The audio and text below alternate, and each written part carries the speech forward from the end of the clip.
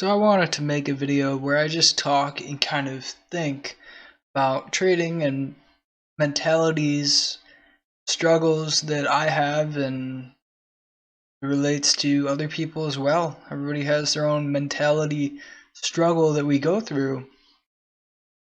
And you gotta think, well, why do I have this issue? Why do I always have this issue? Why is it my weakness? You gotta think to yourself. That's the only way that you can overcome it and improve upon it and get better as a trader and fix those flaws in your mentality. So the thing that I'm reviewing is, why do I always sell my positions far too soon? Seems like I'm always doing it. I'll sell it and it'll run another $1 or $2. In the case of CHK, I left $60,000 on the table. Of course, that's talking about the peak upside. But the point stands. Why am I leaving so much money on the table? Why am I selling some of these plays, only capturing maybe 1/50th of the upside? I mean, think about that, 1/50th in some cases. Now, that's a very rare case. Usually, it's not that bad. Today, APT bought in at 1560, sold it at 1618. That's $580. But it went to 1790. So I left around $1,800 on the table. So if you really think about it, I only locked up 1/4 of the move. And if you want to be a trader, you want to strive to lock up the meat of the move. Now, what does that mean? It just means you want a good chunk of it. So what's a good chunk? I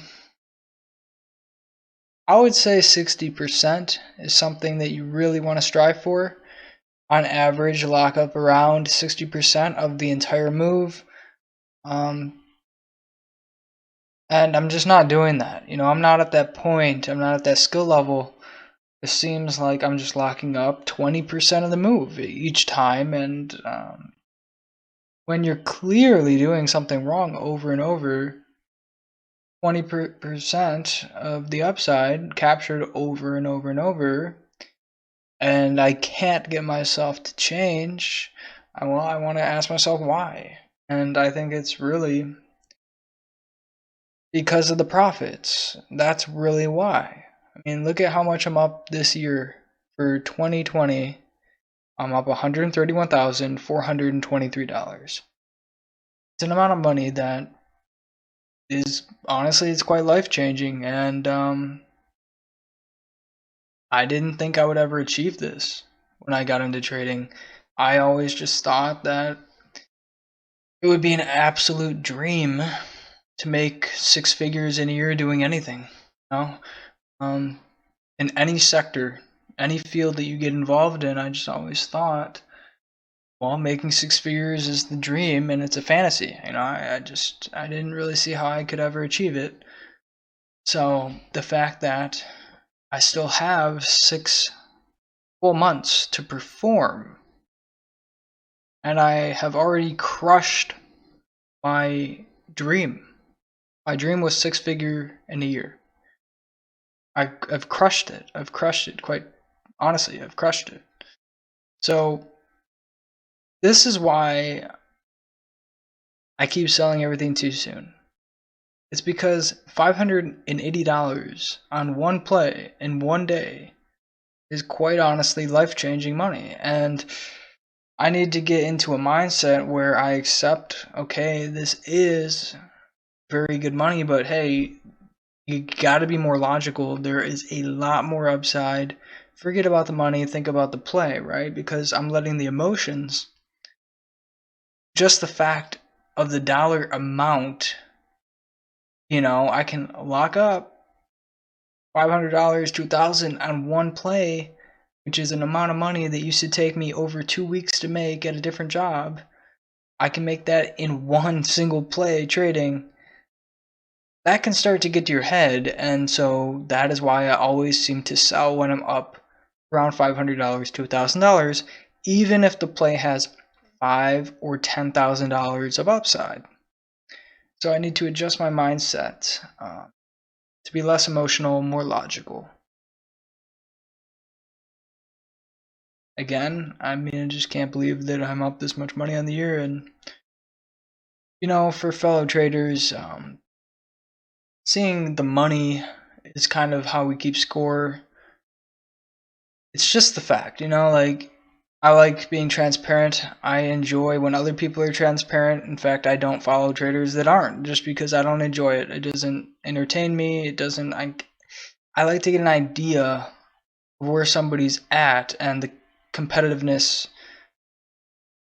I want others to succeed, but at the same time, I'm a little bit competitive, and it's kind of fun to show each other our scores, where we're at, and the amount of money really does dictate, or it shows skill. Somebody is up more and can trade with bigger size. That's a representation of skill, and I enjoy seeing it when others are transparent. So that's why I'm transparent as well. I do hope to continue growing, and possibly I won't care as much about the money in the future. And once that moment happens where I stop caring about the money and I just trade logically, I think that's when I'm going to really explode as a trader and really make it big. But to make it big, you can't really think about it. You got to just do the process, continue it, not think about it. Less thinking, more trading is kind of what I'm getting at. I think too much. I think way too much. Less thinking, more trading. Just moved into this apartment. Absolutely love it. Trading has brought more to my life than I could have ever imagined. I never thought I would have independence, because I never really knew what I wanted to do with my life. I never knew what path was right for me. Everything felt wrong.